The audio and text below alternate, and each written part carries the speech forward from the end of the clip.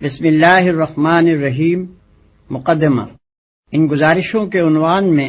لفظ مقدمہ دیکھ کر کسی کو یہ غلط فہمی نہ ہو کہ میں قرآن کا مقدمہ لکھ رہا ہوں۔ یہ قرآن کا نہیں، تفہیم القرآن کا مقدمہ ہے، اور اس کے لکھنے سے میرے پیش نظر دو مقصد ہیں۔ اول یہ کہ قرآن کا مطالعہ شروع کرنے سے پہلے ایک عام ناظر ان باتوں سے اچھی طرح واقف ہو جائے جن کو ابتدائی میں سمجھ لینے سے فہم قرآن کی راہ آسان ہو جاتی ہے، ورنہ یہ باتیں دوران مطالعہ میں بار بار کھٹکتی ہیں اور بسا اوقات محض ان کو نہ سمجھنے کی وجہ سے آدمی برسوں تک معنی قرآن کی سطح ہی پر گھومتا رہتا ہے، گہرائی میں اترنے کا راستہ اسے نہیں ملتا۔ دوم یہ کہ ان سوالات کا جواب پہلے ہی دے دیا جائے جو قرآن کو سمجھنے کی کوشش کرتے وقت بالعموم لوگوں کے ذہن میں پیدا ہوا کرتے ہیں۔ میں اس مقدمے میں صرف ان سوالات کا جواب دوں گا جو خود میرے ذہن میں اول پیدا ہوئے تھے یا جن سے بعد میں مجھ کو سابقہ پیش آیا۔ ان کے علاوہ اگر کچھ اور سوالات بھی جواب تلق باقی رہ گئے ہوں تو ان سے مجھے آگاہ کیا جائے، ان کا جواب انشاءاللہ آئندہ اشاعت کے موقع پر اس مقدمے میں بڑھا دیا جائے گا۔ عام طور پر ہم جن کتابوں کے پڑھنے کے عادی ہیں ان میں ایک متعین موضوع پر معلومات، خیالات اور دلائل کو ایک خاص تصنیفی ترتیب کے ساتھ مسلسل بیان کیا جاتا ہے۔ اسی بنا پر جب ایک ایسا شخص جو قرآن سے ابھی تک اجنبی رہا ہے پہلی مرتبہ اس کتاب کے مطالعے کا ارادہ کرتا ہے تو وہ یہ توقع لیے ہوئے آگے بڑھتا ہے کہ کتاب ہونے کی حیثیت سے اس میں بھی عام کتابوں کی طرح پہلے موضوع کا تعین ہوگا، پھر اصل مضمون کو ابواب اور فصول میں تقسیم کر کے ترتیب بار ایک ایک مسئلے پر بحث کی جائے گی، اور اسی طرح زندگی کے ایک ایک شعبے کو بھی الگ الگ لے کر اس کے متعلق احکام و ہدایات سلسلے وار درج ہوں گی۔ لیکن جب وہ کتاب کھول کر مطالعہ شروع کرتا ہے تو اسے یہاں اپنی توقع کے بالکل خلاف ایک دوسرے ہی انداز بیان سے سابقہ پیش آتا ہے جس سے وہ اب تک بالکل ناآشنا تھا۔ یہاں وہ دیکھتا ہے کہ اعتقادی مسائل، اخلاقی ہدایات، شرعی احکام، دعوت، نصیحت، عبرت، تنقید، ملامت، تخویف، بشارت، تسلی، دلائل، شواہد، تاریخی قصے، آثار کائنات کی طرف اشارے بار بار ایک دوسرے کے بعد آ رہے ہیں۔ ایک ہی مضمون مختلف طریقوں سے مختلف الفاظ میں دہرایا جا رہا ہے، ایک مضمون کے بعد دوسرا اور دوسرے کے بعد تیسرا اچانک شروع ہو جاتا ہے، بلکہ ایک مضمون کے بیچ میں دوسرا مضمون یکایک آ جاتا ہے۔ مخاطب اور متکلم بار بار بدلتے ہیں اور خطاب کا رخ رہ رہ کر مختلف سمتوں میں پھرتا ہے۔ بابوں اور فصلوں کی تقسیم کا کہیں نشان نہیں، تاریخ ہے تو تاریخ نگاری کے انداز میں نہیں، فلسفہ و مابعد الطبیعات ہیں تو منطق و فلسفہ کی زبان میں نہیں، انسان اور موجودات عالم کا ذکر ہے تو علوم طبیعی کے طریقے پر نہیں، تمدن و سیاست اور معیشت و معاشرت کی گفتگو ہے تو علوم عمران کے طرز پر نہیں، قانونی احکام اور اصول قانون کا بیان ہے تو مقننوں کے ڈھنگ سے بالکل مختلف، اخلاق کی تعلیم ہے تو فلسفہ اخلاق کے سارے لٹریچر سے اس کا انداز جدا۔ یہ سب کچھ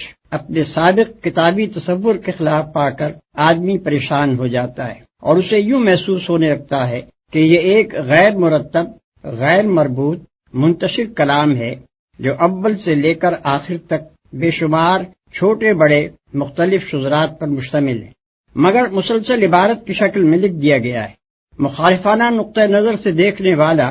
اسی پر طرح طرح کے اعتراضات کے بنا رکھ دیتا ہے، اور موافقانہ نقطہ نظر رکھنے والا کبھی معنی کی طرف سے آنکھیں بند کر کے شکوک سے بچنے کی کوشش کرتا ہے، کبھی اس ظاہری بے ترتیبی کی تعویلیں کر کے اپنے دل کو سمجھا لیتا ہے، کبھی مصنوعی طریقے سے ربط تلاش کر کے عجیب عجیب نتائج نکالتا ہے، اور کبھی نظریہ شذرات کو قبول کر لیتا ہے، جس کی وجہ سے ہر آیت اپنے سیاق و سباق سے الگ ہو کر ایسی معنی آفرینیوں کی آمادگاہ بن جاتی ہے جو قائل کی منشا کے خلاف ہوتی ہیں۔ پھر ایک کتاب کو اچھی طرح سمجھنے کے لیے ضروری ہے کہ پڑھنے والے کو اس کا موضوع معلوم ہو، اس کے مقصد و مدعا اور اس کے مرکزی مضمون کا علم ہو، اس کے انداز بیان سے واقفیت ہو، اس کی اصطلاحی زبان اور اس کے مخصوص طرز تعبیر سے شناسائی ہو، اور اس کے بیانات اپنی ظاہری عبارت کے پیچھے جن احوال و معاملات سے تعلق رکھتے ہوں وہ بھی نظر کے سامنے رہیں۔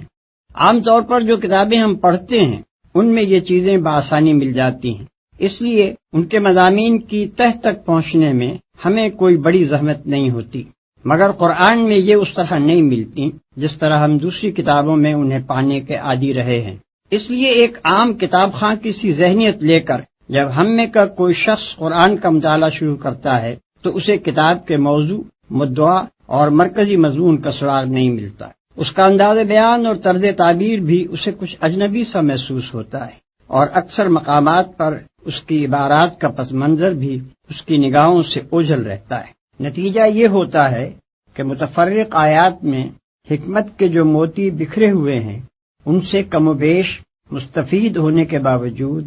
آدمی کلام اللہ کی اصلی روح تک پہنچنے سے محروم رہ جاتا ہے،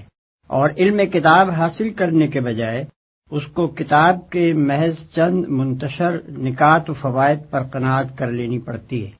بلکہ اکثر لوگ جو قرآن کا مطالعہ کر کے شبہات میں مبتلا ہو جاتے ہیں، ان کے بھٹکنے کی ایک وجہ یہ بھی ہے کہ فہم کتاب کے ان ضروری مبادی سے ناواقف رہتے ہوئے جب وہ قرآن کو پڑھتے ہیں تو اس کے صفحات پر مختلف مضامین انہیں بکھرے ہوئے نظر آتے ہیں۔ بکثرت آیات کا مطلب ان پر نہیں کھلتا، بہت سی آیات کو وہ دیکھتے ہیں کہ بجائے خود نور حکمت سے جگمگا رہی ہیں مگر سیاق عبارت میں بالکل بے جوڑ محسوس ہوتی ہیں۔ متعدد مقامات پر تعبیرات اور اسلوب بیان کی ناواقفیت انہیں اصل مطلب سے ہٹا کر کسی اور ہی طرف لے جاتی ہے، اور اکثر مواقع پر پس منظر کا صحیح علم نہ ہونے سے شدید غلط فہمیاں پیش آتی ہیں۔ قرآن کس قسم کی کتاب ہے، اس کے نزول کی کیفیت اور اس کی ترتیب کی نوعیت کیا ہے، اس کا موضوع گفتگو کیا ہے، اس کی ساری بحث کس مدعا کے لیے ہے، کس مرکزی مضمون کے ساتھ اس کے یہ بے شمار مختلف النوع مضامین وابستہ ہیں،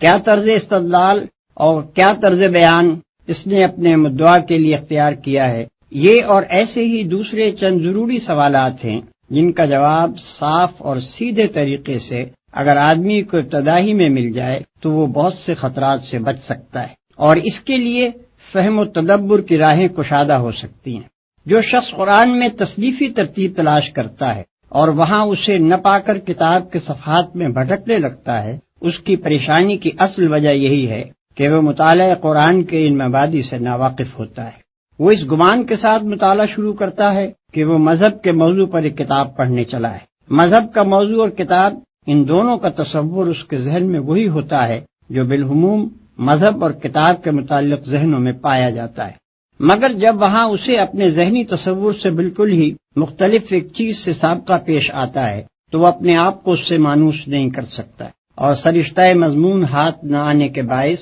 بین السطور یوں بھٹکنا شروع کر دیتا ہے جیسے وہ ایک اجنبی مسافر ہے جو کسی نئے شہر کی گلیوں میں کھو گیا ہے۔ اس گم گشتگی سے وہ بچ جائے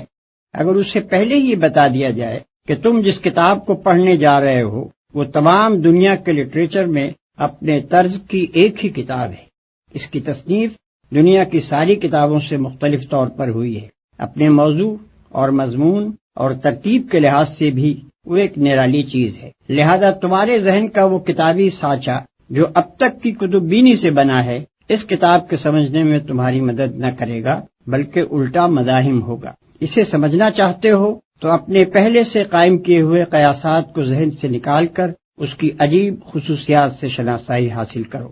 اس سلسلے میں سب سے پہلے ناظر کو قرآن کی اصل سے واقف ہو جانا چاہیے، وہ خواہ اس پر ایمان لائے یا نہ لائے، مگر اس کتاب کو سمجھنے کے لیے اسے نقطۂ آغاز کے طور پر اس کی وہی اصل قبول کرنی ہوگی جو خود اس نے اور اس کے پیش کرنے والے نے یعنی محمد صلی اللہ علیہ وسلم نے بیان کی ہے، اور وہ یہ ہے: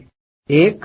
خداوند عالم نے جو ساری کائنات کا خالق اور مالک اور فرماروا ہے، اپنی بے پایہ مملکت کے اس حصے میں جسے زمین کہتے ہیں انسان کو پیدا کیا، اسے جاننے اور سوچنے اور سمجھنے کی قوتیں دیں، بھلائی اور برائی کی تمیز دی، انتخاب اور ارادے کی آزادی عطا کی، تصرف کے اختیارات بخشے، اور فی الجملہ ایک طرح کی خود اختیاری آٹونومی دے کر اس زمین میں اپنا خلیفہ بنایا۔ دو، اس منصب پر انسان کو مقرر کرتے وقت خداوند عالم نے اچھی طرح اس کے کان کھول کر یہ بات اس کے ذہن نشین کر دی تھی کہ تمہارا اور تمام جہان کا مالک، معبود اور حاکم میں ہوں۔ میری اس سلطنت میں نہ تم خود مختار ہو نہ کسی دوسرے کے بندے ہو، اور نہ میرے سوا کوئی تمہاری اطاعت و بندگی اور پرستش کا مستحق ہے۔ دنیا کی یہ زندگی جس میں تمہیں اختیارات دے کر بھیجا جا رہا ہے، دراصل تمہارے لیے ایک امتحان کی مدت ہے، جس کے بعد تمہیں میرے پاس واپس آنا ہوگا، اور میں تمہارے کام کی جانچ کر کے فیصلہ کروں گا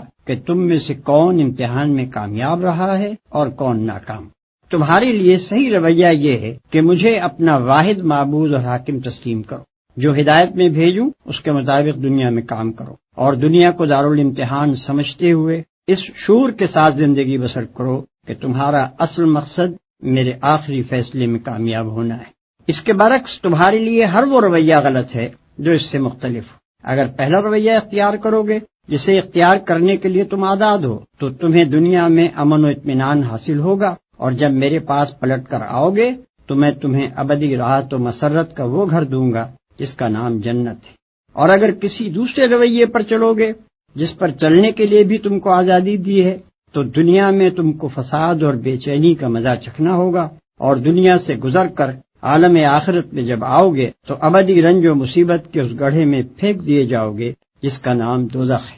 نمبر 3، یہ فہمائش کر کے مالک کائنات نے نوع انسانی کو زمین میں جگہ دی، اور اس نوع کے اولین افراد آدم اور حوا کو وہ ہدایت بھی دے دی جس کے مطابق انہیں اور ان کی اولاد کو زمین میں کام کرنا تھا۔ یہ اولین انسان جہالت اور تاریکی کی حالت میں پیدا نہیں ہوئے تھے، بلکہ خدا نے زمین پر ان کی زندگی کا آغاز پوری روشنی میں کیا تھا۔ وہ حقیقت سے واقف تھے، انہیں ان کا قانون حیات بتا دیا گیا تھا۔ ان کا طریق زندگی خدا کی اطاعت یعنی اسلام تھا، اور وہ اپنی اولاد کو یہی بات سکھا کر گئے کہ وہ مطیع خدا مسلم بن کر رہیں۔ لیکن بعد کی صدیوں میں رفتہ رفتہ انسان اس صحیح طریقے زندگی سے منحرف ہو کر مختلف قسم کے غلط رویوں کی طرف چل پڑے۔ انہوں نے غفلت سے اس کو بھی گم کیا اور شرارت سے اس کو مسخ بھی کر ڈالا۔ انہوں نے خدا کے ساتھ زمین و آسمان کی مختلف انسانی اور غیر انسانی، خیالی اور مادی ہستیوں کو خدائی میں شریک ٹھہرا لیا۔ انہوں نے خدا کے دیے ہوئے علم حقیقت یعنی العلم میں طرح طرح کے اوہام اور نظریوں اور فلسفوں کی آمیزش کر کے بے شمار مذاہب پیدا کر لیے۔ انہوں نے خدا کے مقرر کیے ہوئے عادلانہ اصول اخلاق و تمدن شریعت کو چھوڑ کر یا بگاڑ کر اپنی خواہشات نفس اور اپنے تعصبات کے مطابق ایسے قوانین زندگی گھڑ لیے جن سے خدا کی زمین ظلم سے بھر گئی۔ نمبر 4، خدا نے جو محدود خود اختیاری انسان کو دی تھی اس کے ساتھ یہ بات مطابقت نہ رکھتی تھی کہ وہ اپنی تخلیقی مداخلت سے کام لے کر ان بگڑے ہوئے انسانوں کو زبردستی صحیح رویے کی طرف موڑ دیتا، اور اس نے دنیا میں کام کرنے کے لیے جو مہلت اس نوع کے لیے اور اس کی مختلف قوموں کے لیے مقرر کی تھی، اس کے ساتھ یہ بات بھی مطابقت نہ رکھتی تھی کہ اس بغاوت کے رونما ہوتے ہی وہ انسانوں کو ہلاک کر دیتا۔ پھر جو کام ابتدائے آفرینش سے اس نے اپنے ذمے لیا تھا وہ یہ تھا کہ انسان کی خود اختیاری کو برقرار رکھتے ہوئے اس کی مہلت عمل کے دوران میں اس کی رہنمائی کا انتظام وہ کرتا رہے گا۔ چنانچہ اپنی اس خود عائد کردہ ذمہ داری کو ادا کرنے کے لیے اس نے انسانوں ہی میں سے ایسے آدمیوں کو استعمال کرنا شروع کیا جو اس پر ایمان رکھنے والے اور اس کی رضا کی پیروی کرنے والے تھے۔ اس نے ان کو اپنا نمائندہ بنایا، اپنے پیغامات ان کے پاس بھیجے، ان کو علم حقیقت بخشا، انہیں صحیح قانون حیات عطا کیا، اور انہیں اس کام پر مامور کیا کہ بنی آدم کو اسی راہ راست کی طرف پلٹنے کی دعوت دیں جس سے وہ ہٹ گئے تھے۔ 5، یہ پیغمبر مختلف قوموں اور ملکوں میں اٹھتے رہے، ہزارہ برس تک ان کی آمد کا سلسلہ چلتا رہا، ہزارہ کی تعداد میں وہ مبعوث ہوئے۔ ان سب کا ایک ہی دین تھا، یعنی وہ صحیح رویہ جو اول روز ہی انسان کو بتا دیا گیا تھا۔ وہ سب ایک ہی ہدایت کے پیرو تھے، یعنی اخلاق و تمدن کے وہ ازلی و ابدی اصول جو آغاز ہی میں انسان کے لیے تجویز کر دیے گئے تھے، اور ان سب کا ایک ہی مشن تھا، یعنی یہ کہ اس دین اور اس ہدایت کی طرف اپنے ابنائے نو کو دعوت دیں۔ پھر جو لوگ اس دعوت کو قبول کر لیں ان کو منظم کر کے ایک ایسی امت بنائیں جو خود اللہ کے قانون کی پابند ہو، اور اس دنیا میں قانون الہی کی اطاعت قائم کرنے اور اس قانون کی خلاف ورزی روکنے کے لیے جد و جہد کرے۔ ان پیغمبروں نے اپنے اپنے دور میں اپنے اس مشن کو پوری خوبی کے ساتھ ادا کیا۔ مگر ہمیشہ یہی ہوتا رہا کہ انسانوں کی ایک کثیر تعداد تو ان کی دعوت قبول کرنے پر آمادہ ہی نہ ہوئی، اور جنہوں نے اسے قبول کر کے امت مسلمہ کی حیثیت اختیار کی وہ رفتہ رفتہ خود بگڑتے چلے گئے، حتیٰ کہ ان میں سے بعض امتیں ہدایت الہی کو بالکل ہی گم کر بیٹھیں، اور بعض نے خدا کے ارشادات کو اپنی تحریفات اور آمیزشوں سے مسخ کر دیا۔ 6۔ آخر کار خداوند عالم نے سرزمین عرب میں محمد صلی اللہ علیہ وسلم کو اسی کام کے لیے مبعوث کیا جس کے لیے پچھلے انبیاء آتے رہے تھے۔ ان کے مخاطب عام انسان بھی تھے اور پچھلے انبیاء کے بگڑے ہوئے پیرو بھی۔ سب کو صحیح رویے کی طرف دعوت دینا، سب کو اثرنو خدا کی ہدایت پہنچا دینا، اور جو اس دعوت و ہدایت کو قبول کریں انہیں ایک ایسی امت بنا دینا ان کا کام تھا جو ایک طرف خود اپنی زندگی کا نظام خدا کی ہدایت پر قائم کرے اور دوسری طرف دنیا کی اصلاح کے لیے جد و جہد کرے۔ اسی دعوت اور ہدایت کی کتاب یہ قرآن ہے جو اللہ نے محمد صلی اللہ علیہ وسلم پر نازل فرمائی۔ قرآن کی یہ اصل معلوم ہو جانے کے بعد ناظرین کے لیے یہ سمجھنا آسان ہو جاتا ہے کہ اس کتاب کا موضوع کیا ہے، اس کا مرکزی مضمون کیا ہے اور اس کا مدعا کیا ہے۔ اس کا موضوع انسان ہے، اس اعتبار سے کہ بلحاظ حقیقت نفس الامری اس کی فلاح اور اس کا خسران کس چیز میں ہے۔ اس کا مرکزی مضمون یہ ہے کہ ظاہر بینی یا قیاس آرائی یا خواہش کی غلامی کے سبب سے انسان نے خدا اور نظام کائنات اور اپنی ہستی اور اپنی دنیاوی زندگی کے متعلق جو نظریات قائم کیے ہیں اور ان نظریات کی بنا پر جو رویے اختیار کر لیے ہیں وہ سب حقیقت نفس الامری کے لحاظ سے غلط اور نتیجے کے اعتبار سے خود انسان ہی کے لیے تباہ کن ہیں۔ حقیقت وہ ہے جو انسان کو خلیفہ بناتے وقت خدا نے خود بتا دی تھی، اور اس حقیقت کے لحاظ سے انسان کے لیے وہی رویہ درست اور خوش انجام ہے جسے پچھلے صفحات میں ہم صحیح رویے کے نام سے بیان کر چکے ہیں۔ اس کا مدعا انسان کو اس صحیح رویے کی طرف دعوت دینا اور اللہ کی اس ہدایت کو واضح طور پر پیش کرنا ہے جسے انسان اپنی غفلت سے گم اور اپنی شرارت سے مست کرتا رہا ہے۔ ان تین بنیادی امور کو ذہن میں رکھ کر کوئی شخص قرآن کو دیکھے تو اسے صاف نظر آئے گا کہ یہ کتاب کہیں اپنے موضوع اور اپنے مدعا اور مرکزی مضمون سے بال برابر بھی نہیں ہٹی ہے۔ اول سے لے کر آخر تک اس کے مختلف 9 مضامین اس کے مرکزی مضمون کے ساتھ اس طرح جڑے ہوئے ہیں جیسے ایک ہار کے چھوٹے بڑے رنگ برنگ جواہر ہار کے رشتے میں مربوط و منسلک ہوتے ہیں۔ وہ زمین و آسمان کی ساخت پر، انسان کی خلقت پر، آثار کائنات کے مشاہدات اور گزری ہوئی قوموں کے واقعات پر گفتگو کرتا ہے، مختلف قوموں کے عقائد و اخلاق اور اعمال پر تنقید کرتا ہے، مابعد الطبیعی امور و مسائل کی تشریح کرتا ہے اور بہت سی دوسری چیزوں کا ذکر بھی کرتا ہے، مگر اس لیے نہیں کہ اسے طبیعیات یا تاریخ یا فلسفے یا کسی اور فن کی تعلیم دینی ہے، بلکہ اس لیے کہ اسے حقیقت نفس الامری کے متعلق انسان کی غلط فہمیاں دور کرنی ہے، اصل حقیقت لوگوں کے ذہن نشین کرنی ہے، خلاف حقیقت رویے کی غلطی و بد انجامی واضح کرنی ہے اور اس رویے کی طرف دعوت دینی ہے جو مطابق حقیقت اور خوش انجام ہے۔ یہی وجہ ہے کہ وہ ہر چیز کا ذکر صرف اس حد تک اور اس انداز میں کرتا ہے جو اس کے مدعا کے لیے ضروری ہے، ہمیشہ ان چیزوں کا ذکر بقدر ضرورت کرنے کے بعد غیر متعلق تفصیلات کو چھوڑ کر اپنے مقصد اور مرکزی مضمون کی طرف رجوع کرتا ہے، اور اس کا سارا بیان انتہائی یکسانی کے ساتھ دعوت کے محور پر گھومتا رہتا ہے۔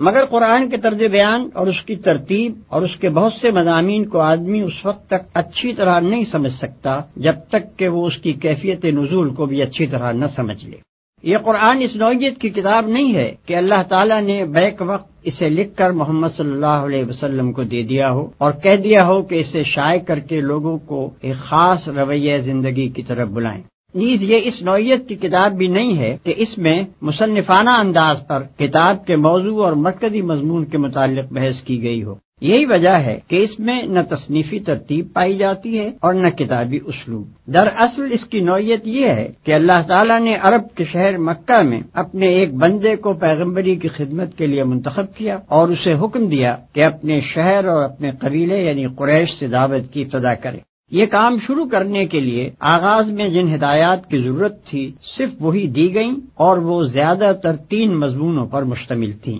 ایک، پیغمبر کو اس امر کی تعلیم کہ وہ خود اپنے آپ کو اس عظیم الشان کام کے لیے کس طرح تیار کریں اور کس طرز پر کام کریں۔ دوسرے، حقیقت نفس الامری کے متعلق ابتدائی معلومات اور حقیقت کے بارے میں ان غلط فہمیوں کی مجمل تردید جو گرد و پیش کے لوگوں میں پائی جاتی تھیں، جن کی وجہ سے ان کا رویہ غلط ہو رہا تھا۔ تیسرے،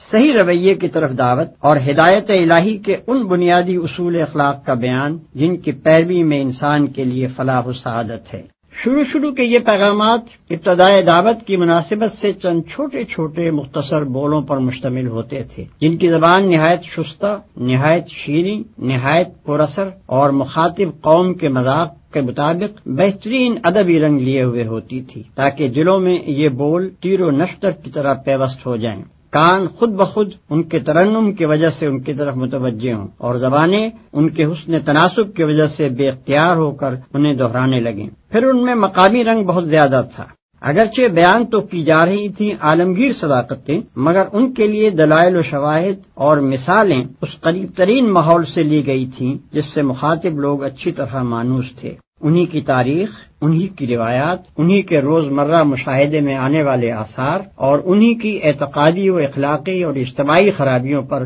ساری گفتگو تھی تاکہ وہ اس سے اثر لے سکیں۔ دعوت کا یہ ابتدائی مرحلہ تقریباً 4-5 سال تک جاری رہا، اور اس مرحلے میں نبی صلی اللہ علیہ وسلم کی تبلیغ کا رد عمل 3 صورتوں میں ظاہر ہوا۔ 1، چند صالح آدمی اس دعوت کو قبول کر کے امت مسلمہ بننے کے لیے تیار ہو گئے۔ 2، ایک کثیر تعداد جہالت یا خود غرضی یا آبائی طریقے کی محبت کے سبب سے مخالفت پر آمادہ ہو گئی۔ 3، مکے اور قریش کی حدود سے نکل کر اس نئی دعوت کی آواز نسبتاً زیادہ وسیع حلقے میں پہنچنے لگی۔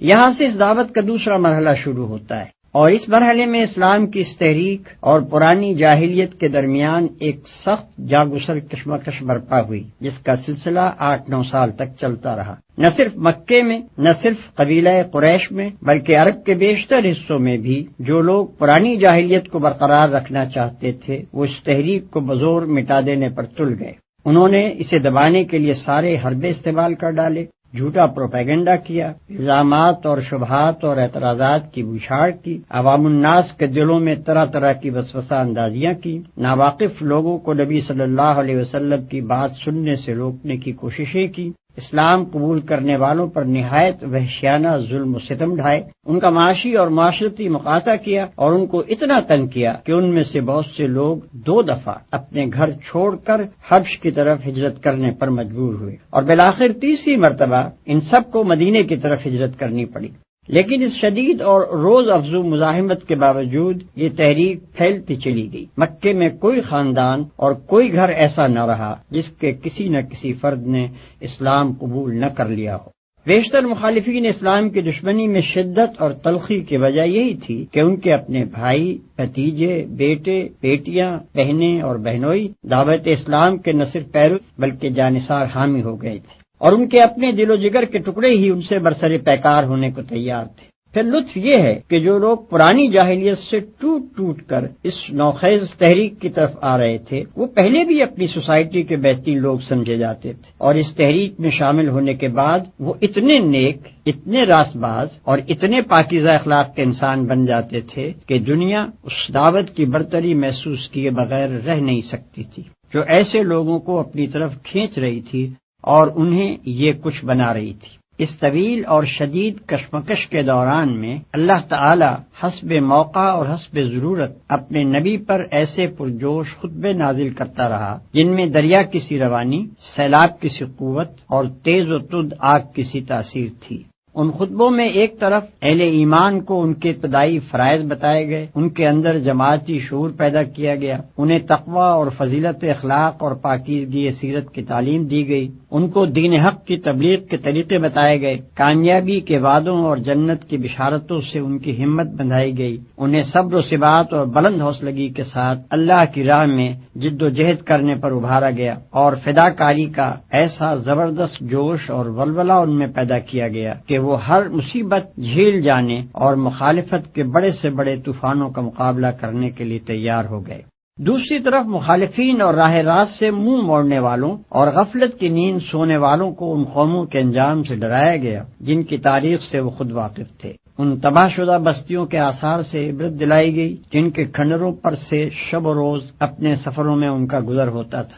توحید اور آخرت کی دلیلیں ان کھلی کھلی نشانیوں سے دی گئیں جو رات دن زمین اور آسمان میں ان کی آنکھوں کے سامنے نمایاں تھیں اور جن کو وہ خود اپنی زندگی میں بھی ہر وقت دیکھتے اور محسوس کرتے تھے۔ شرک اور دعوی خود مختاری اور انکار آخرت اور تقلید آبائی کی غلطیاں ایسے بین دلائل سے وعدے کی گئیں جو دل کو لگنے اور دماغ میں اتر جانے والے تھے۔ پھر ان کے ایک ایک شبے کو رفع کیا گیا، ایک ایک اعتراض کا معقول جواب دیا گیا، ایک ایک الجھن جس میں وہ خود پڑے ہوئے تھے یا دوسروں کو الجھانے کی کوشش کرتے تھے صاف کی گئی، اور ہر طرف سے گھیر کر جاہلیت کو ایسا تنگ پکڑا گیا کہ عقل و خرد کی دنیا میں اس کے لیے ٹھہرنے کی کوئی جگہ باقی نہ رہی۔ اس کے ساتھ پھر ان کو خدا کے غضب اور قیامت کی ہولناکیوں اور جہنم کے عذاب کا خوف دلایا گیا۔ ان کے برے اخلاق اور غلط طرز زندگی اور جاہلانہ رسوم اور حق دشمنی اور مومن آزاری پر انہیں ملامت کی گئی، اور اخلاق و تمدن کے وہ بڑے بڑے بنیادی اصول ان کے سامنے پیش کیے گئے جن پر ہمیشہ سے خدا کی پسندیدہ صالح تہذیبوں کی تعمیر ہوتی چلی آ رہی ہے۔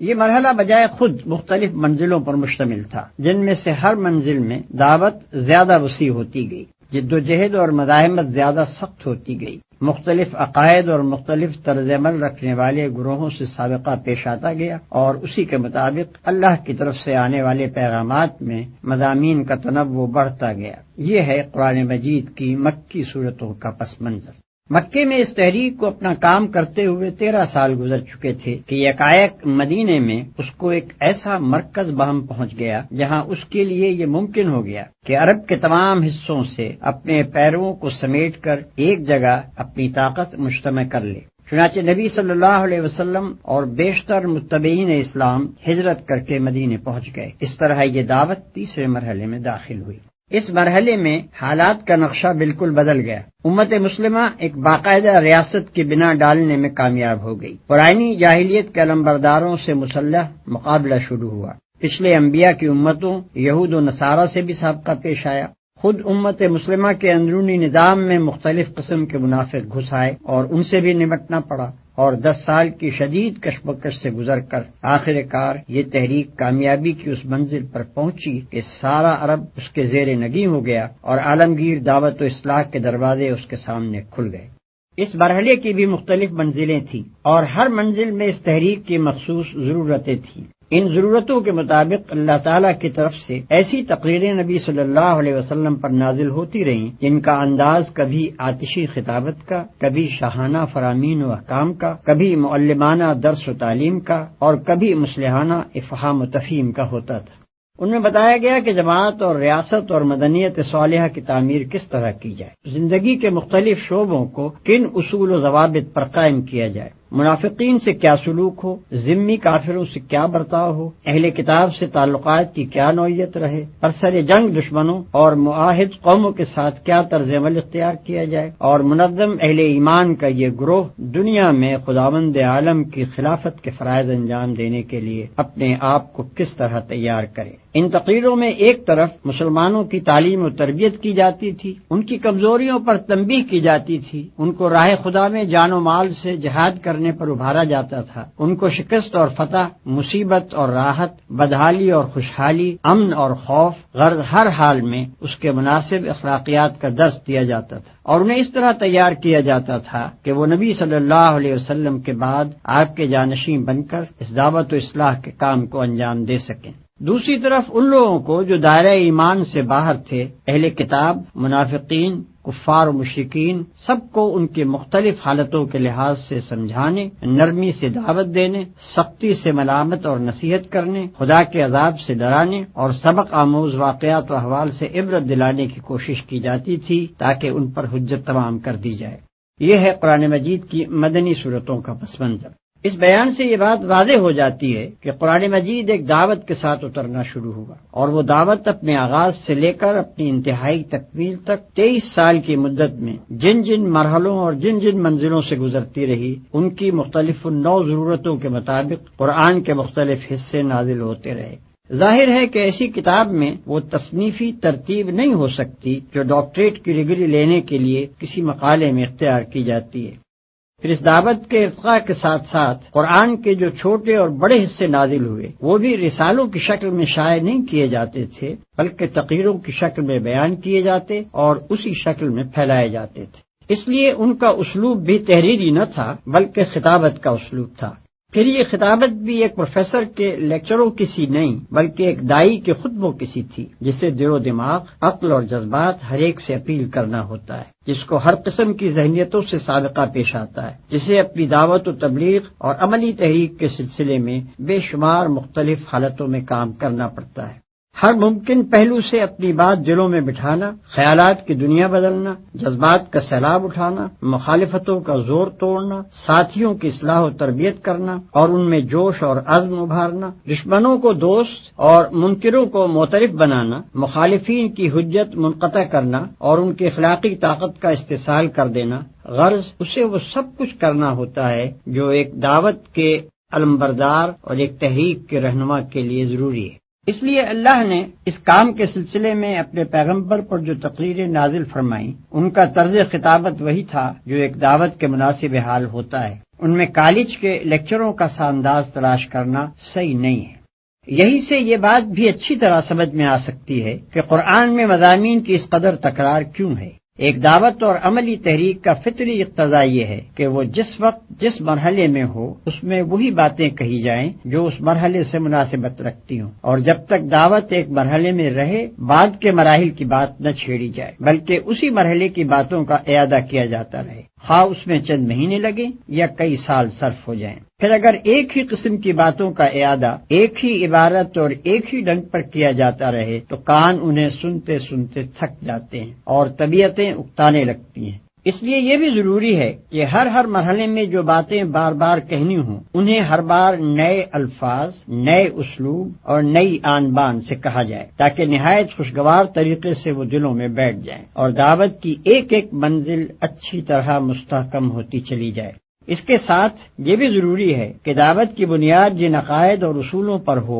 انہیں پہلے قدم سے آخری منزل تک کسی وقت اور کسی حال میں نظروں سے اوجھل نہ ہونے دیا جائے بلکہ ان کا اعادہ بہرحال دعوت کے ہر مرحلے میں ہوتا رہے۔ یہی وجہ ہے کہ دعوت اسلامی کے ایک مرحلے میں قرآن کی جتنی صورتیں نازل ہوئی ہیں ان سب میں بالعموم ایک ہی قسم کے مضامین، الفاظ اور انداز بیان بدل کر آئے ہیں، مگر توحید اور صفات الہی، آخرت اور اس کی باز پرس اور جزا و سزا، رسالت اور ایمان بالکتاب، تقوی اور صبر و توکل اور اسی قسم کے دوسرے بنیادی مضامین کی تکرار پورے قرآن میں نظر آتی ہے، کیونکہ اس تحریک کے کسی مرحلے میں بھی ان سے غفلت گوارا نہیں کی جا سکتی تھی۔ یہ بنیادی تصورات اگر ذرا بھی کمزور ہو جاتے تو اسلام کی یہ تحریک اپنی صحیح روح کے ساتھ نہ چل سکتی۔ اگر غور کیا جائے تو اسی بیان سے یہ سوال بھی حل ہو جاتا ہے کہ نبی صلی اللہ علیہ وسلم نے قرآن کو اسی ترتیب کے ساتھ کیوں نہ مرتب کر دیا جس کے ساتھ وہ نازل ہوا تھا۔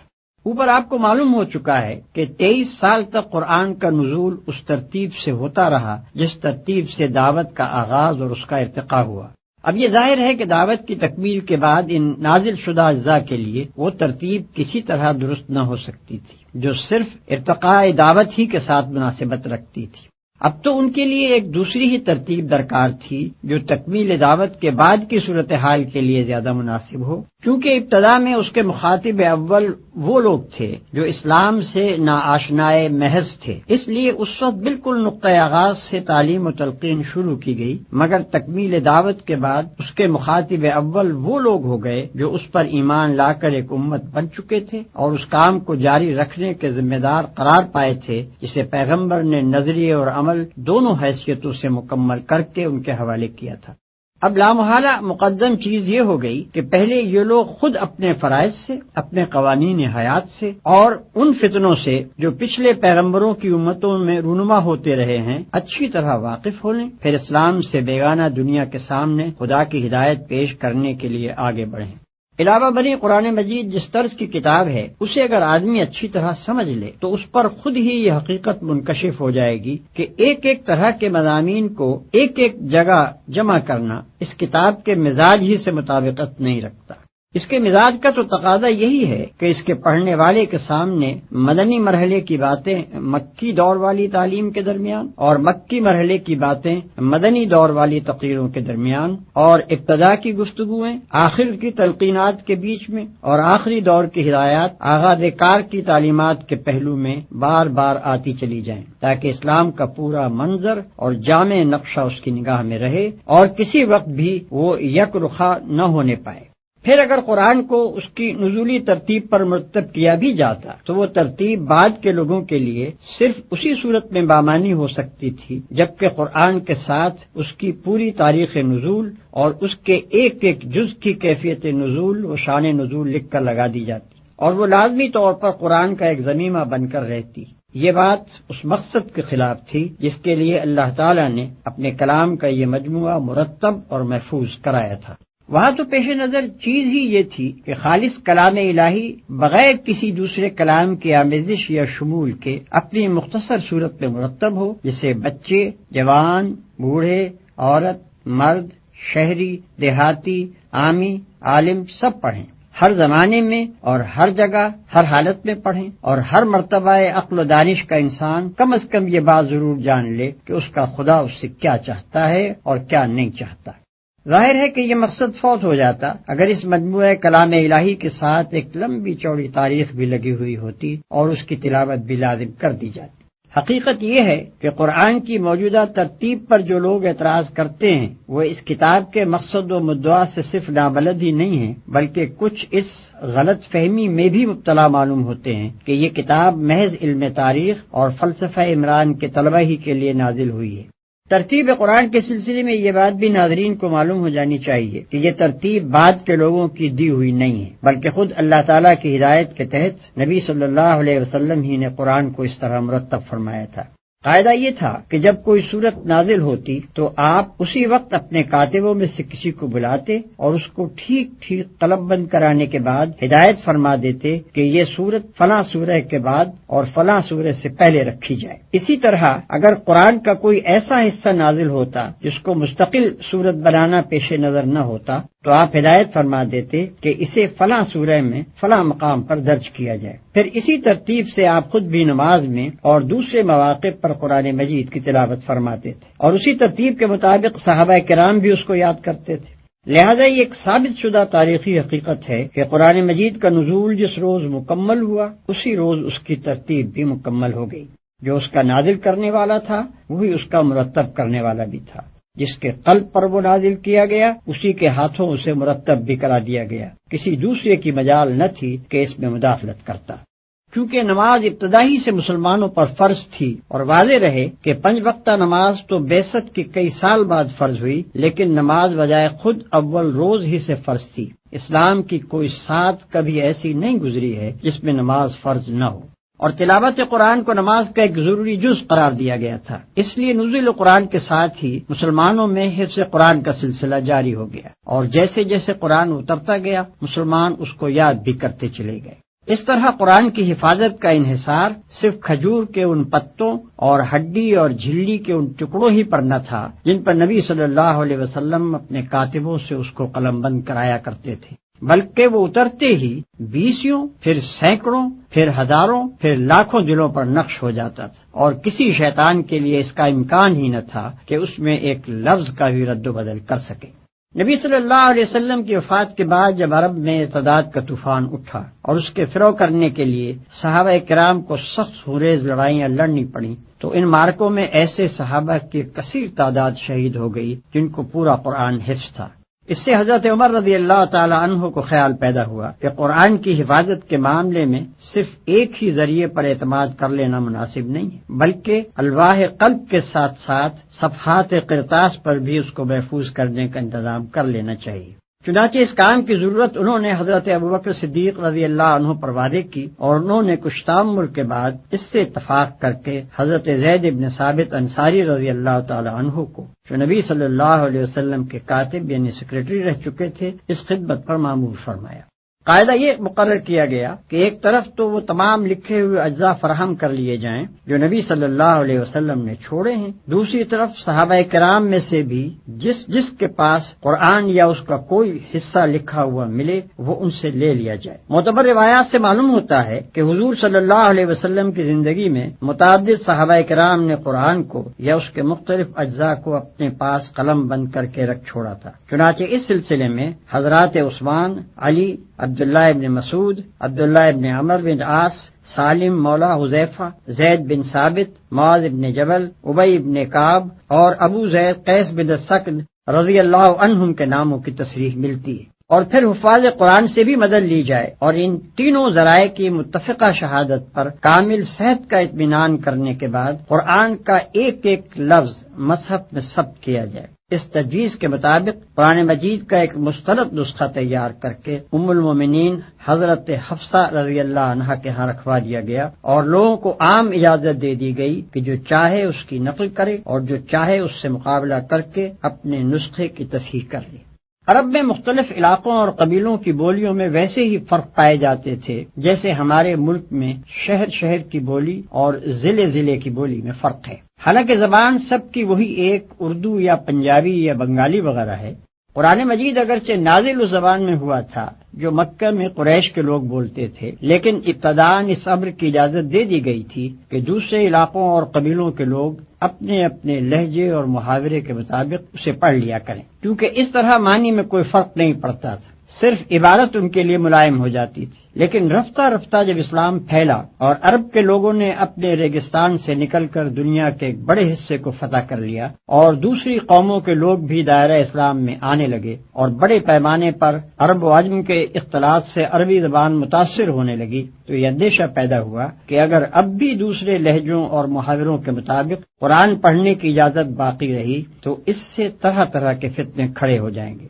مثلا یہ کہ ایک شخص کسی دوسرے شخص کو غیر مانوس طریقے پر کلام اللہ کی تلاوت کرتے ہوئے سنے گا اور یہ سمجھ کر اس سے لڑ پڑے گا کہ وہ دانستہ کلام الہی میں تحریف کر رہا ہے، یا یہ کہ یہ لفظی اختلافات رفتہ رفتہ واقعی تحریفات کا دروازہ کھول دیں گے، یا یہ کہ عرب و عجم کے اختلاط سے جن لوگوں کی زبان بگڑے گی وہ اپنی بگڑی ہوئی زبان کے مطابق قرآن میں تصرف کر کے اس کے حسن کلام کو بگاڑ دیں گے۔ ان وجوہ سے حضرت عثمان رضی اللہ عنہ نے صحابہ کرام رضوان اللہ تعالی علیہم اجمعین کے مشورے سے یہ طے کیا کہ تمام ممالک اسلامیہ میں صرف اس معیاری نسخہ قرآن کی نقلیں شائع کی جائیں جو حضرت ابوبکر رضی اللہ عنہ کے حکم سے ضبط تحریر میں لایا گیا تھا، اور باقی تمام دوسرے لہجوں اور محاوروں پر لکھے ہوئے مصاحف کی اشاعت ممنوع قرار دے دی جائے۔ آج جو قرآن ہمارے ہاتھوں میں ہے یہ ٹھیک اسی مصحف صدیقی کے مطابق ہے جس کی نقلیں حضرت عثمان رضی اللہ عنہ نے سرکاری اہتمام سے تمام دیار و امسار میں بھجوائی تھیں۔ اس وقت بھی دنیا میں متعدد مقامات پر قرآن کے وہ مستند نسخے موجود ہیں۔ کسی کو اگر قرآن کی محفوظیت میں ذرہ برابر بھی شک ہو تو وہ اپنا اطمینان اس طرح کر سکتا ہے کہ مغربی افریقہ میں کسی کتاب فروش سے قرآن کا ایک نسخہ خریدے اور جاوا میں کسی حافظ سے زبانی قرآن سن کر اس کا مقابلہ کرے، اور پھر دنیا کی بڑی بڑی لائبریریوں میں حضرت عثمان غنی رضی اللہ عنہ کے وقت سے لے کر آج تک مختلف صدیوں کے لکھے ہوئے جو مصاحف رکھے ہیں ان سے اس کا تقابل کر لے۔ اگر کسی حرف یا شوشے کا فرق وہ پائے تو اس کا فرض ہے کہ دنیا کو اس سب سے بڑے تاریخی انکشاف سے ضرور مطلع کرے۔ کوئی شک نواز قرآن کے منزل من اللہ ہونے میں شک کرنا چاہے تو کر سکتا ہے، لیکن یہ بات کہ جو قرآن ہمارے ہاتھ میں ہے یہ بلا کسی کمی بیشی کے ٹھیک وہی قرآن ہے جو محمد رسول اللہ صلی اللہ علیہ وسلم نے دنیا کے سامنے پیش کیا تھا، یہ تو ایک ایسی تاریخی حقیقت ہے جس میں کسی شک کی گنجائش ہی نہیں ہے۔ انسانی تاریخ میں کوئی دوسری چیز ایسی نہیں پائی جاتی جو اس قدر قطعی ثبوت ہو۔ اگر کوئی شخص اس کی صحت میں شک کرتا ہے تو پھر وہ اس میں بھی شک کر سکتا ہے کہ رومن امپائر نامی کوئی سلطنت دنیا میں رہ چکی ہے اور کبھی مغل ہندوستان پر حکومت کر چکے ہیں اور نیپولین نام کا کوئی شخص بھی دنیا میں پایا گیا ہے۔ ایسے تاریخی حقائق پر شکوک کا اظہار کرنا علم کا نہیں جہالت کا ثبوت ہے۔ قرآن ایک ایسی کتاب ہے جس کی طرف دنیا میں بے شمار انسان بے شمار مقاصد لے کر رجوع کرتے ہیں۔ ان سب کی ضروریات اور اغراض کو پیش نظر رکھ کر کوئی مشورہ دینا آدمی کے لیے ممکن نہیں ہے۔ طالبوں کے اس ہجوم میں مجھ کو صرف ان لوگوں سے دلچسپی ہے جو اس کو سمجھنا چاہتے ہیں اور یہ معلوم کرنے کے خواہش مند ہیں کہ یہ کتاب انسان کے مسائل زندگی میں اس کی کیا رہنمائی کرتی ہے۔ ایسے لوگوں کو میں یہاں طریقے مطالعہ قرآن کے بارے میں کچھ مشورے دوں گا اور کچھ ان مشکلات کو حل کرنے کی کوشش کروں گا جو بالعموم انسان کو اس معاملے میں پیش آتی ہیں۔ کوئی شخص چاہے قرآن پر ایمان رکھتا ہو یا نہ رکھتا ہو، بہرحال اگر وہ اس کتاب کو فی الواقع سمجھنا چاہتا ہے تو اولین کام اسے یہ کرنا چاہیے کہ اپنے ذہن کو پہلے سے قائم کیے ہوئے تصورات اور نظریات سے اور موافقانہ یا مخالفانہ اغراض سے جس حد تک ممکن ہو خالی کر لے اور سمجھنے کا خالص مقصد لے کر کھلے دل سے اس کو پڑھنا شروع کرے۔ جو لوگ چند مخصوص قسم کے خیالات ذہن میں لے کر اس کتاب کو پڑھتے ہیں وہ اس کی سطروں کے درمیان اپنے ہی خیالات پڑھتے چلے جاتے ہیں، قرآن کی ان کو ہوا بھی نہیں لگنے پاتی۔ یہ طریقہ مطالعہ کسی کتاب کو پڑھنے کے لیے بھی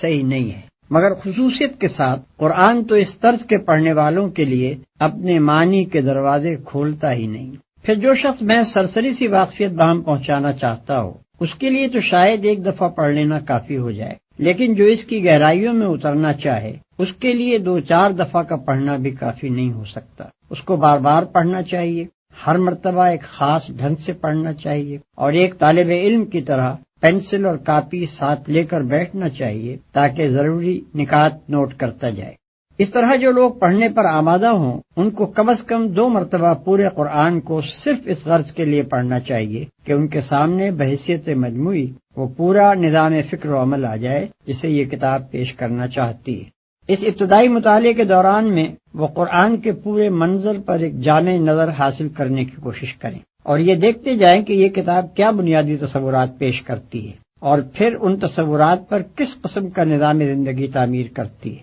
اس اثناء میں اگر کسی مقام پر کوئی سوال ذہن میں کھٹکے تو اس پر وہیں اسی وقت کوئی فیصلہ نہ کر بیٹھیں بلکہ اسے نوٹ کر لیں اور صبر کے ساتھ آگے مطالعہ جاری رکھیں۔ اغلب یہ ہے کہ آگے کہیں نہ کہیں انہیں اس کا جواب مل جائے گا، اگر جواب مل جائے تو اپنے سوال کے ساتھ اسے نوٹ کر لیں، لیکن اگر پہلے مطالعے کے دوران میں انہیں اپنے کسی سوال کا جواب نہ ملے تو صبر کے ساتھ دوسری بار پڑھیں۔ میں اپنے تجربے کی بنا پر یہ کہتا ہوں کہ دوسری بار کے غیر مطالعے میں شاذ و نادر ہی کوئی سوال جواب طلب باقی رہ جاتا ہے۔ اس طرح قرآن پر ایک جامع نظر حاصل کر لینے کے بعد تفصیلی مطالعے کی ابتدا کرنی چاہیے۔ اس سلسلے میں ناظر کو تعلیمات قرآن کا ایک ایک پہلو ذہن نشین کر کے نوٹ کرتے جانا چاہیے۔ مثلاً وہ اس بات کو سمجھنے کی کوشش کرے کہ انسانیت کا کون سا نمونہ ہے جسے قرآن پسندیدہ قرار دیتا ہے اور کس نمونے کے انسان اس کے نزدیک مبغوض و مردود ہیں۔ اس مضمون کو اچھی طرح اپنی گرفت میں لانے کے لیے اس کو چاہیے کہ اپنی کاپی پر ایک طرف پسندیدہ انسان اور دوسری طرف ناپسندیدہ انسان کی خصوصیات آمنے سامنے نوٹ کرتا چلا جائے، یا مثلاً وہ یہ معلوم کرنے کی کوشش کرے کہ قرآن کے نزدیک انسان کی فلاح و نجات کا مدار کن امور پر ہے اور کیا چیزیں ہیں جن کو وہ انسان کے لیے نقصان اور ہلاکت اور بربادی کا موجب قرار دیتا ہے۔ اس مضمون کو بھی وضاحت اور تفصیل کے ساتھ جاننے کا صحیح طریقہ یہ ہے کہ آدمی اپنی کاپی پر موجبات فلاح اور موجبات خسران کے 2 عنوانات ایک دوسرے کے مقابل قائم کر لے اور مطالعہ قرآن کے دوران میں روزانہ دونوں قسم کی چیزوں کو نوٹ کرتا جائے۔ علی ھذا القیاس عقائد، اخلاق، حقوق، فرائض، معاشرت، تمدن، معیشت، سیاست، قانون، نظم جماعت، صلح، جنگ اور دوسرے مسائل زندگی میں سے ایک ایک کے متعلق قرآن کی ہدایات کو آدمی نوٹ کرتا چلا جائے اور یہ سمجھنے کی کوشش کرے کہ ان میں سے ہر شعبے کی مجموعی شکل کیا بنتی ہے اور پھر ان سب کو ملا کر جوڑ دینے سے پورا نقشہ زندگی کس قسم کا بنتا ہے۔ پھر جب آدمی کسی خاص مسئلہ زندگی کے بارے میں تحقیق کرنا چاہے کہ قرآن کا نقطہ نظر اس کے متعلق کیا ہے تو اس کے لیے عمدہ طریقہ یہ ہے کہ پہلے وہ اس مسئلے کے متعلق قدیم و جدید لٹریچر کا گہرا مطالعہ کر کے واضح طور پر یہ معلوم کر لے کہ اس مسئلے کے بنیادی نکات کیا ہیں، انسان نے اب تک اس پر کیا سوچا اور سمجھا ہے، کیا امور اس میں تصفیہ طلب ہیں اور کہاں جا کر انسانی فکر کی گاڑی اٹک جاتی ہے۔ اس کے بعد انہی تصفیہ طلب مسائل کو نگاہ میں رکھ کر آدمی کو قرآن کا مطالعہ کرنا چاہیے۔ میرا تجربہ ہے کہ اس طرح جب آدمی کسی مسئلے کی تحقیق کے لیے قرآن پڑھنے بیٹھتا ہے تو اسے ایسی ایسی آیتوں میں اپنے سوالات کا جواب ملتا ہے جنہیں وہ اس سے پہلے 20 مرتبہ پڑھ چکا ہوتا ہے، اور کبھی اس کے حاشیہ خیال میں بھی یہ بات نہیں آتی کہ یہاں یہ مضمون بھی چھپا ہوا ہے۔ لیکن فہم قرآن کی ان ساری تدبیروں کے باوجود آدمی قرآن کی روح سے پوری طرح آشنا نہیں ہونے پاتا جب تک کہ عملاً وہ کام نہ کرے جس کے لیے قرآن آیا ہے۔ یہ محض نظریات اور خیالات کی کتاب نہیں ہے کہ آپ آرام کرسی پر بیٹھ کر اسے پڑھیں اور اس کی ساری باتیں سمجھ جائیں۔ یہ دنیا کے عام تصور مذہب کے مطابق ایک نری مذہبی کتاب بھی نہیں ہے کہ مدرسے اور خانقاہ میں اس کے سارے رموز حل کر لیے جائیں، جیسا کہ اس مقدمے کے آغاز میں بتایا جا چکا ہے۔ یہ ایک دعوت اور تحریک کی کتاب ہے۔ اس نے آتے ہی ایک خاموش، تباہ اور نیک نہاد انسان کو گوشہ عزلت سے نکال کر خدا سے پھری ہوئی دنیا کے مقابلے میں لا کھڑا کیا، باطل کے خلاف اس سے آواز اٹھوائی، اور وقت کے علمبرداران نے کفر و فسق و ضلالت سے اس کو لڑا دیا۔ گھر گھر سے ایک ایک سعید روح اور پاکیزہ نفس کو کھینچ کھینچ کر لائے، اور دائی حق کے جھنڈے تلے ان سب کو اکٹھا کیا۔ گوشے گوشے سے ایک ایک فتنہ جو اور فساد پرور کو بھڑکا کر اٹھایا اور حامیان حق سے ان کی جنگ کرائی۔ ایک فرد واحد کی پکار سے اپنا کام شروع کر کے خلافت الہیہ کے قیام تک پورے 23 سال یہی کتاب اس عظیم الشان تحریک کی رہنمائی کرتی رہی، اور حق و باطل کی اس طویل و جانگسل کشمکش کے دوران میں ایک ایک منزل اور ایک ایک مرحلے پر اسی نے تخریب کے ڈھنگ اور تعمیر کے نقشے بتائے۔ اب بھلا یہ کیسے ممکن ہے کہ آپ سرے سے ندائے کفر و دین اور مارکہ اسلام و جاہلیت کے میدان میں قدم ہی نہ رکھیں، اور اس کشمکش کی کسی منزل سے گزرنے کا آپ کو اتفاق ہی نہ ہوا ہو، اور پھر محض قرآن کے الفاظ پڑھ پڑھ کر اس کی ساری حقیقتیں آپ کے سامنے بے نقاب ہو جائیں؟ اسے تو پوری طرح آپ اسی وقت سمجھ سکتے ہیں جب اسے لے کر اٹھیں اور دعوت اللہ کا کام شروع کریں، اور جس جس طرح یہ کتاب ہدایت دیتی جائے اس طرح قدم اٹھاتے چلے جائیں۔ تب وہ سارے تجربات آپ کو پیش آئیں گے جو نزول قرآن کے وقت پیش آئے تھے۔ مکے اور حبش اور طائف کی منزلیں بھی آپ دیکھیں گے، اور بدر و احد سے لے کر حنین اور تبوک تک کے مراحل بھی آپ کے سامنے آئیں گے۔ ابو جہل اور ابو لہب سے بھی آپ کو واسطہ پڑے گا، منافقین اور یہود بھی آپ کو ملیں گے، اور سابقین اولین سے لے کر مؤلفۃ القلوب تک سبھی طرح کے انسانی نمونے آپ دیکھ بھی لیں گے اور برت بھی لیں گے۔ یہ ایک اور ہی قسم کا سلوک ہے جس کو میں سلوک قرآنی کہتا ہوں۔ اس سلوک کی شان یہ ہے کہ اس کی جس منزل سے آپ گزرتے جائیں گے، قرآن کی کچھ آیتیں اور صورتیں خود سامنے آ کر آپ کو بتاتی چلی جائیں گی کہ وہ اسی منزل میں اتری تھی اور یہ ہدایت لے کر آئی تھی۔ اس وقت یہ تو ممکن ہے کہ لغت اور نحو اور معنی اور بیان کے کچھ نکات سالک کی نگاہ سے چھپے رہ جائیں، لیکن یہ ممکن نہیں ہے کہ قرآن اپنی روح کو اس کے سامنے بے نقاب کرنے سے بخل برت جائے۔ پھر اسی کلیے کے مطابق قرآن کے احکام، اس کی اخلاقی تعلیمات، اس کی معاشی اور تمدنی ہدایات اور زندگی کے مختلف پہلوؤں کے بارے میں اس کے بتائے ہوئے اصول و قوانین آدمی کی سمجھ میں اس وقت تک آ ہی نہیں سکتے جب تک کہ وہ عملاً ان کو برت کر نہ دیکھے۔ نہ وہ فرد اس کتاب کو سمجھ سکتا ہے جس نے اپنی انفرادی زندگی کو اس کی پیروی سے آزاد کر رکھا ہو، اور نہ وہ قوم اس سے آشنا ہو سکتی ہے جس کے سارے ہی اجتماعی ادارے اس کی بنائی ہوئی روش کے خلاف چل رہے ہیں۔ قرآن کے اس دعوے سے ہر کہو مہ واقف ہے کہ وہ تمام نوع انسانی کی ہدایت کے لیے آیا ہے، لیکن جب کوئی شخص اس کو پڑھنے بیٹھتا ہے تو دیکھتا ہے کہ اس کا روح سخن زیادہ تر اپنے زمانہ نزول کے اہل عرب کی طرف ہے۔ اگرچہ کبھی کبھی وہ بنی آدم اور عامت الناس کو بھی پکارتا ہے، لیکن اکثر باتیں وہ ایسی کہتا ہے جو عرب کے مذاق، عرب ہی کے ماحول، عرب ہی کی تاریخ اور عرب ہی کے رسم و رواج سے ربط و تعلق رکھتی ہیں۔ ان چیزوں کو دیکھ کر آدمی سوچنے لگتا ہے کہ جو چیز عام انسانوں کی ہدایت کے لیے اتاری گئی تھی اس میں وقتی اور مقامی اور قومی عنصر اتنا زیادہ کیوں ہے؟ اس معاملے کی حقیقت کو نہ سمجھنے کی وجہ سے بعض لوگ اس شک میں پڑ جاتے ہیں کہ شاید یہ چیز اصل میں تو اپنے ہم عصر اہل عرب ہی کی اصلاح کے لیے تھی، لیکن بعد میں زبردستی کھینچ تان کر اسے تمام انسانوں کے لیے اور ہمیشہ ہمیشہ کے لیے کتاب ہدایت قرار دے دیا گیا۔ جو شخص یہ اعتراض محض اعتراض کی خاطر نہیں اٹھاتا بلکہ فی الواقع اسے سمجھنا چاہتا ہے، اسے میں مشورہ دوں گا کہ وہ پہلے خود قرآن کو پڑھ کر ذرا ان مقامات پر نشان لگائے جہاں اس نے کوئی ایسا عقیدہ یا خیال یا تصور پیش کیا ہو یا کوئی ایسا اخلاقی اصول یا عملی قاعدہ و ضابطہ بیان کیا ہو جو صرف عرب ہی کے لیے مخصوص ہو اور جس کو وقت اور زمانے اور مقام نے فی الواقع محدود کر رکھا ہو۔ محض یہ بات کہ وہ ایک خاص مقام اور زمانے کے لوگوں کو خطاب کر کے ان کے مشرکانہ عقائد اور رسوم کی تردید کرتا ہے اور انہی کے گرد و پیش کی چیزوں کو مواد استدلال کے طور پر لے کر توحید کے دلائل قائم کرتا ہے، یہ فیصلہ کر دینے کے لیے کافی نہیں ہے کہ اس کی دعوت اور اس کا اپیل بھی وقتی اور مقامی ہے۔ دیکھنا یہ چاہیے کہ شرک کی تردید میں جو کچھ وہ کہتا ہے کیا وہ دنیا کے ہر شرک پر اسی طرح چسپاں نہیں ہوتا جس طرح مشرکین عرب کے شرک پر چسپاں ہوتا تھا؟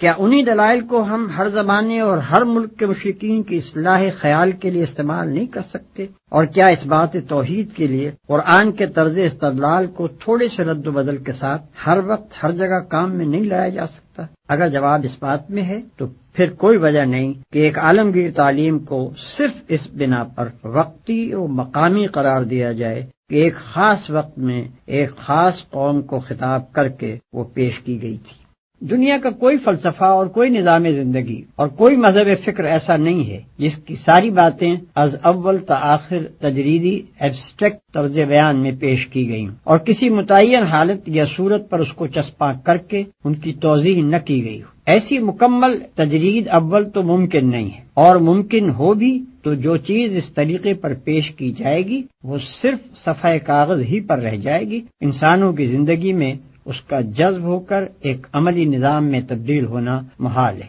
پھر کسی فکری و اخلاقی اور تمدنی تحریک کو اگر بین الاقوامی پیمانے پر پھیلانا مقصود ہو تو اس کے لیے بھی یہ قطعاً ضروری نہیں ہے، بلکہ سچ یہ ہے کہ مفید بھی نہیں ہے کہ شروع سے اس کو بالکل ہی بین الاقوامی بنانے کی کوشش کی جائے۔ در حقیقت اس کا صحیح عملی طریقہ صرف ایک ہی ہے، اور وہ یہ ہے کہ جن افکار اور نظریات اور اصولوں پر وہ تحریک انسانی زندگی کے نظام کو قائم کرنا چاہتی ہے انہیں پوری قوت کے ساتھ خود اس ملک میں پیش کیا جائے جہاں سے اس کی دعوت اٹھی ہو، ان لوگوں کے ذہن نشین کیا جائے جن کی زبان اور مزاج اور عادات و خصائل سے اس تحریک کے داعی بخوبی واقف ہوں، اور پھر اپنے ہی ملک میں ان اصولوں کو عملاً برت کر اور ان پر ایک کامیاب نظام زندگی چلا کر دنیا کے سامنے نمونہ پیش کیا جائے۔ تبھی دوسری قومیں اس کی طرف توجہ کریں گی اور ان کے ذہین آدمی خود آگے بڑھ کر اسے سمجھنے اور اپنے ملک میں رواج دینے کی کوشش کریں گے۔ لہذا محض یہ بات کہ کسی نظام فکر و عمل کو ابتداً ایک ہی قوم کے سامنے پیش کیا گیا تھا اور استدلال کا سارا زور اسی کو سمجھانے اور مطمئن کرنے پر صرف کر دیا گیا تھا، اس امر کی دلیل نہیں ہے کہ وہ نظام فکر و عمل محض قومی ہے۔ فی الواقع جو خصوصیات ایک قومی نظام کو ایک بین الاقوامی نظام سے اور ایک وقتی نظام کو ایک ابدی نظام سے ممیز کرتی ہیں وہ یہ ہیں کہ قومی نظام یا تو ایک قوم کی برتری اور اس کے مخصوص حقوق کا مدعی ہوتا ہے یا اپنے اندر کچھ ایسے اصول اور نظریات رکھتا ہے جو دوسری اقوام میں نہیں چل سکتے۔ اس کے برعکس جو نظام بین الاقوامی ہوتا ہے وہ تمام انسانوں کو برابر کا درجہ اور برابر کے حقوق دینے کے لیے تیار ہوتا ہے اور اس کے اصولوں میں بھی عالمگیریت پائی جاتی ہے۔ اسی طرح ایک وقتی نظام لازمی طور پر اپنی بنیاد کچھ ایسے اصولوں پر رکھتا ہے جو زمانے کی چند پلٹیوں کے بعد صریحاً ناقابل عمل ہو جاتے ہیں، اور اس کے برعکس ایک ابدی نظام کے اصول تمام بدلتے ہوئے حالات پر منطبق ہوتے چلے جاتے ہیں۔ ان خصوصیات کو نگاہ میں رکھ کر کوئی شخص خود قرآن کو پڑھے اور ان چیزوں کو ذرا متعین کرنے کی کوشش کرے جن کے بنا پر واقعی یہ گمان کیا جا سکتا ہو کہ قرآن کا پیش کردہ نظام وقتی اور قومی ہے۔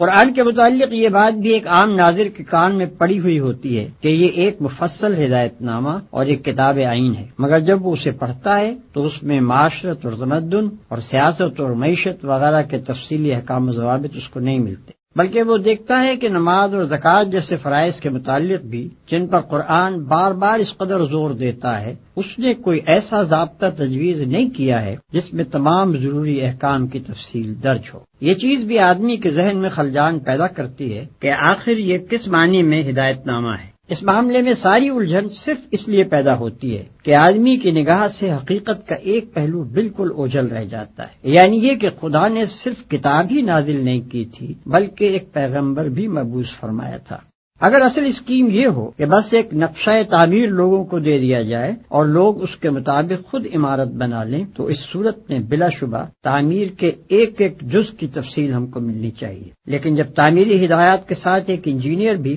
سرکاری طور پر مقرر کر دیا جائے اور وہ ان ہدایات کے مطابق ایک عمارت بنا کر کھڑی کر دے تو پھر انجینئر اور اس کی بنائی ہوئی عمارت کو نظر انداز کر کے صرف نقشے ہی میں تمام جزیات کی تفصیل تلاش کرنا اور پھر اسے نہ پا کر نقشے کی ناتمامی کا شکوہ کرنا غلط ہے۔ قرآن جزیات کی کتاب نہیں ہے بلکہ اصول اور کلیات کی کتاب ہے۔ اس کا اصل کام یہ ہے کہ نظام اسلامی کی فکری اور اخلاقی بنیادوں کو پوری وضاحت کے ساتھ نہ صرف پیش کرے بلکہ عقلی استدلال اور جذباتی اپیل دونوں کے ذریعے سے خوب مستحکم بھی کر دے۔ اب رہی اسلامی زندگی کی عملی صورت، تو اس معاملے میں وہ انسان کی رہنمائی اس طریقے سے نہیں کرتا کہ زندگی کے ایک ایک پہلو کے متعلق تفصیلی ضابطے اور قوانین بتائے، بلکہ وہ ہر شعبہ زندگی کے حدود اربع بتا دیتا ہے اور نمایاں طور پر چند گوشوں میں سنگ نشان کھڑے کر دیتا ہے جو اس بات کا تعین کر دیتے ہیں کہ اللہ تعالیٰ کی مرضی کے مطابق ان شعبوں کی تشکیل و تعمیر کن خطوط پر ہونی چاہیے۔ ان ہدایات کے مطابق عملاً اسلامی زندگی کی صورت گری کرنا نبی صلی اللہ علیہ وسلم کا کام تھا۔ انہیں معمور ہی اس لیے کیا گیا تھا کہ دنیا کو اس انفرادی سیرت و کردار اور اس معاشرے اور ریاست کا نمونہ دکھا دیں جو قرآن کے دیے ہوئے اصولوں کی عملی تعبیر و تفسیر ہو۔ ایک اور سوال جو بالعموم لوگوں کے ذہن میں کھٹکتا ہے وہ یہ ہے کہ ایک طرف تو قرآن ان لوگوں کی انتہائی مذمت کرتا ہے جو کتاب اللہ کے آ جانے کے بعد تفرقے اور اختلاف میں پڑ جاتے ہیں اور اپنے دین کے ٹکڑے کر ڈالتے ہیں، اور دوسری طرف قرآن کے احکام کی تعبیر و تفسیر میں صرف متاخرین ہی نہیں، ائمہ اور تابعین اور خود صحابہ تک کے درمیان اتنے اختلافات پائے جاتے ہیں کہ شاید کوئی ایک بھی احکامی آیت ایسی نہ ملے گی جس کی ایک تفسیر بالکل متفق علیہ ہو۔ کیا یہ سب لوگ اس مذمت کے مصداق ہیں جو قرآن میں وارد ہوئی ہیں؟ اگر نہیں تو پھر وہ کون سا تفرقہ و اختلاف ہے جس سے قرآن منع کرتا ہے؟ یہ ایک نہایت وسیع الاطراف مسئلہ ہے جس پر مفصل بحث کرنے کا یہ موقع نہیں ہے۔ یہاں قرآن کے ایک عامی طالب علم کی الجھن دور کرنے کے لیے صرف اتنا اشارہ کافی ہے کہ قرآن اس صحت بخش اختلاف رائے کا مخالف نہیں ہے جو دین میں متفق اور اسلامی نظام جماعت میں متحد رہتے ہوئے محض احکام و قوانین کی تعبیر میں مخلصانہ تحقیق کی بنا پر کیا جائے، بلکہ وہ مذمت اس اختلاف کی کرتا ہے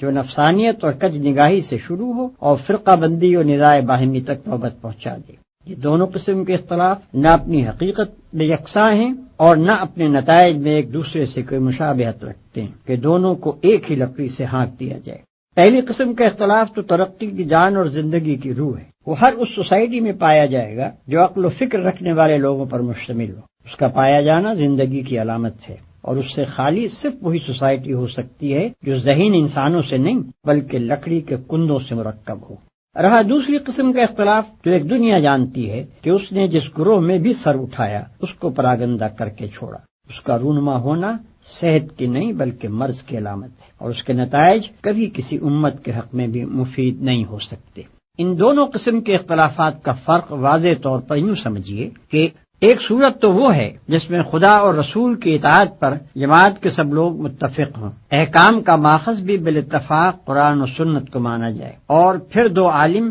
کسی جزوی مسئلے کی تحقیق میں یا دو قاضی کسی مقدمے کے فیصلے میں ایک دوسرے سے اختلاف کریں، مگر ان میں سے کوئی بھی نہ تو اس مسئلے کو اور اس میں اپنی رائے کو مدار دین بنائے اور نہ اس سے اختلاف کرنے والے کو دین سے خارج قرار دے، بلکہ دونوں اپنے اپنے دلائل دے کر اپنی حد تک تحقیق کا حق ادا کر دے، اور یہ بات رائے عام پر یا اگر عدالتی مسئلہ ہو تو ملک کی آخری عدالت پر یا اگر اجتماعی معاملہ ہو تو نظام جماعت پر چھوڑ دیں کہ وہ دونوں رائےوں میں سے جس کو چاہیں قبول کریں یا دونوں کو جائز رکھیں۔ دوسری صورت یہ ہے کہ اختلاف سرے سے دین کی بنیادوں ہی میں کر ڈالا جائے، یا یہ کہ کوئی عالم یا صوفی یا مفتی یا متکلم یا لیڈر کسی ایسے مسئلے میں جس کو خدا اور رسول نے دین کا بنیادی مسئلہ قرار نہیں دیا تھا ایک رائے اختیار کرے اور خواہ مخواہ کھینچتان کر اس کو دین کا بنیادی مسئلہ بنا ڈالے، اور پھر جو اس سے اختلاف کرے اس کو خارج از دین و ملت قرار دے اور اپنے حامیوں کا ایک جتھا بنا کر کہے کہ اصل امت مسلمہ بس یہ ہے اور باقی سب جہنمی ہیں، اور ہانک پکار کر کہے کہ مسلم ہے تو بس اس جتھے میں آ جا، ورنہ تو مسلم ہی نہیں ہے۔ قرآن نے جہاں کہیں بھی اختلاف و فرقہ بندی کی مخالفت کی ہے، اس سے اس کی مراد یہ دوسری قسم کا اختلاف ہی ہے۔ رہا پہلی قسم کا اختلاف تو اس کی متعدد مثالیں خود نبی صلی اللہ علیہ وسلم کے سامنے پیش آ چکی تھیں، اور آپ نے صرف یہی نہیں کہ اس کو جائز رکھا بلکہ اس کی تحسین بھی فرمائی، اس لیے کہ وہ اختلاف تو اس بات کا پتہ دیتا ہے کہ جماعت میں غور و فکر اور تحقیق و تجسس اور فہم و تفقع کی صلاحیتیں موجود ہیں، اور جماعت کے ذہین لوگوں کو اپنے دین سے اور اس کے احکام سے دلچسپی ہے، اور ان کی ذہانتیں اپنے مسائل زندگی کا حل دین کے باہر نہیں بلکہ اس کے اندر ہی تلاش کرتی ہیں، اور جماعت بحیثیت مجموعی اس زرین قاعدے پر عامل ہے کہ اصول میں متفق رہ کر اپنی وحدت برقرار رکھے، اور پھر اپنے اہل علم و فکر کو صحیح حدود کے اندر تحقیق و اجتہاد کی آزادی دے کر ترقی کے مواقع بھی باقی رکھے۔ ھذا ما عندی والعلم عند اللہ علیہ توکلت و الیہ انیب۔ اس مقدمے میں تمام ان مسائل کا استقصاء کرنا میرے پیش نظر نہیں ہے جو مطالعہ قرآن کے دوران میں ایک ناظر کے ذہن میں پیدا ہوتے ہیں، اس لیے کہ ان سوالات کا بیشتر حصہ ایسا ہے جو کسی نہ کسی آیت یا سورت کے سامنے آنے پر ذہن کو کھٹکتا ہے، اور اس کا جواب تفہیم القرآن میں برسر موقع دے دیا گیا ہے۔ لہذا ایسے سوالات کو چھوڑ کر میں نے یہاں صرف ان جامع مسائل سے بحث کی ہے جو بحیثیت مجموعی پورے قرآن سے تعلق رکھتے ہیں۔ ناظرین کرام سے میری درخواست ہے کہ صرف اس مقدمے کو دیکھ کر ہی اس کے تشنہ ہونے کا فیصلہ نہ کر دیں، بلکہ پوری کتاب کو دیکھنے کے بعد اگر ان کے ذہن میں کچھ سوالات جواب طلب باقی رہ جائیں یا کسی سوال کے جواب کو وہ ناکافی پائیں تو مجھے اس سے مطلع فرمائیں۔